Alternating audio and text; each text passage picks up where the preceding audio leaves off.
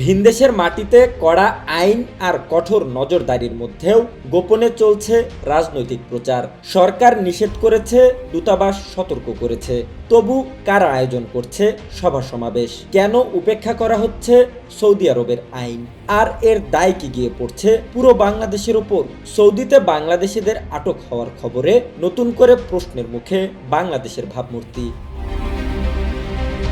Saudi আরবের বিভিন্ন এলাকায় অনুমতি ছাড়া বাংলাদেশের আসন্ন ত্রয়োদশ জাতীয় সংসদ নির্বাচনকে কেন্দ্র করে সভা সমাবেশ ও রাজনৈতিক প্রচারের ঘটনায় কড়া অবস্থান নিয়েছে রিয়াদের বাংলাদেশ দূতাবাস। বুধবার রাতে এক সংবাদ বিজ্ঞপ্তিতে জানানো হয়, হোটেল, রেস্তোরাঁ, হলরুম, এমনকি ব্যক্তিগত বাসাবাড়িতে অননুমোদিত সংগঠনের ব্যানারে প্রচারণার অভিযোগে সৌদি কর্তৃপক্ষ ইতোমধ্যে কয়েকজন বাংলাদেশিকে আটক করেছে।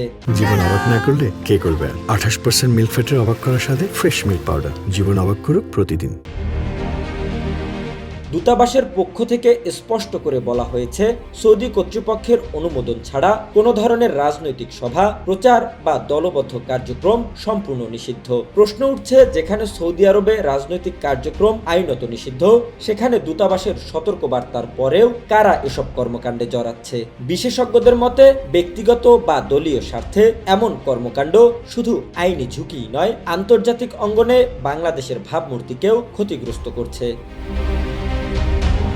সোশ্যাল মিডিয়ায় বিভ্রান্তিকর ও উস্কানিমূলক তথ্য ছড়ানোর বিষয়েও সতর্ক করেছে দূতাবাস, যা সৌদি আইনে শাস্তিযোগ্য অপরাধ। দূতাবাসের আহ্বান, সব প্রবাসী বাংলাদেশি যেন সৌদি আরবের আইন কানুন মেনে চলে এবং কোনো ধরনের অননুমোদিত রাজনৈতিক কর্মকাণ্ড থেকে বিরত থাকেন। কারণ একজনের দায়িত্বহীন আচরণ ঝুঁকিতে ফেলতে পারে হাজারো প্রবাসীর জীবন ও জীবিকা। ভিনদেশে দেশের সম্মান রক্ষাই এখন সবচেয়ে বড় চ্যালেঞ্জ।